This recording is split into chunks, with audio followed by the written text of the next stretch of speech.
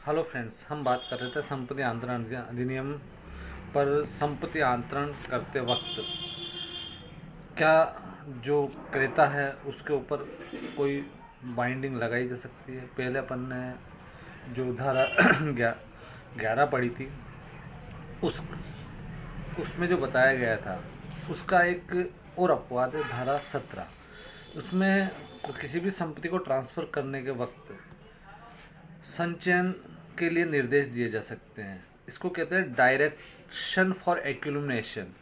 ये इस प्रकार का एक आंतरिक के ऊपर इस तरह की रोक है कि किसी व्यक्ति को संपत्ति आंतरित की गई, अब उस संपत्ति से क्या वह व्यक्ति किसी थर्ड पर्सन के लिए कुछ एक्यूमुलेट कर सकता है, मतलब कुछ प्राप्त कर सकता है।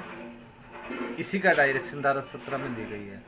यदि संपत्ति अंतरण के समय इस तरह का अपवाद लगाया जाए, इस तरह की शर्त लगाई जाए तो लगाई जा सकती है। कैसे? डायरेक्शन और डायरेक्शन फॉर एक्यूमुलेशन का अर्थ होता है कि मैंने मेरी संपत्ति किसी व्यक्ति को दी जो खरीदार है, वह व्यक्ति इस संपत्ति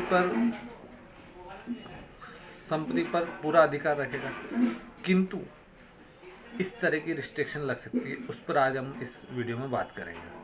पहली,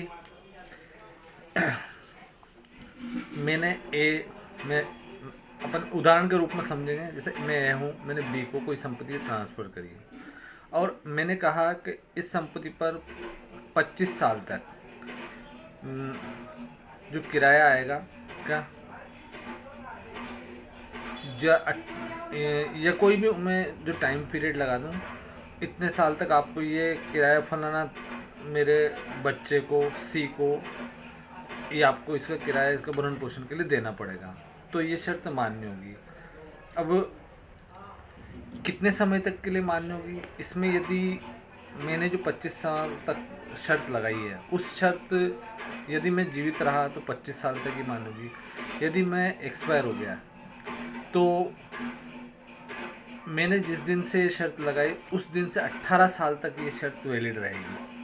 फर्स्ट कंडीशन, उस मतलब डायरेक्शन फॉर एक्यूमुलेशन हमेशा स्थावर नहीं हो सकता कि 100 साल तक इसमें एक्यूमुलेशन किया जा सकता है। 100 साल तक उस प्रॉपर्टी से वो व्यक्ति किराया या उसका लाभ प्राप्त कर सकता है, ऐसा नहीं है। कुछ सीमित समय के लिए मैंने जो उम्र बताई मेरी लाइफ टाइम तक हो सकता है। या दूसरा, मैं यदि एक्सपायर हो गया तो 18 साल तक, इसमें से जो भी ज़्यादा हो। यदि मैंने 25 साल के लिए उसको एक्यूमुलेशन के लिए निर्देश दिया, किंतु मेरी डेथ 15 साल में हो गई, 15 साल बाद ही हो गई, तो वो 3 साल और एक्यूमुलेशन प्राप्त करेगा, मतलब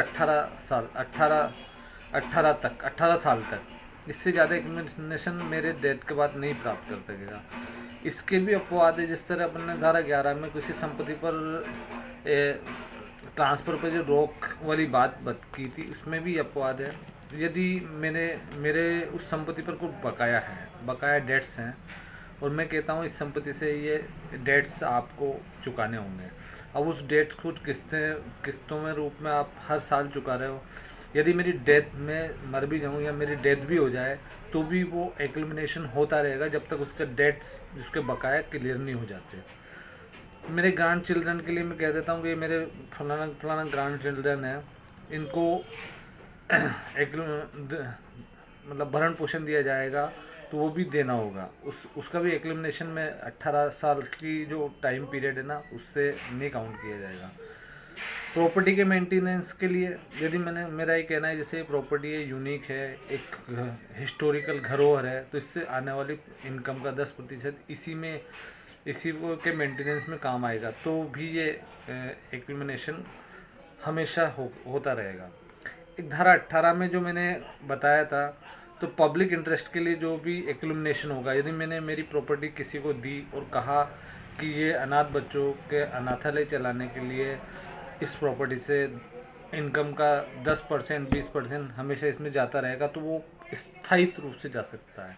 तो आप डायरेक्शन फॉर एक्यूमुलेशन को भी अच्छी तरह समझ गए होंगे। और संपत्ति को बेचान पर जो ये अपवाद है, बड़ा ही स्पेशल है।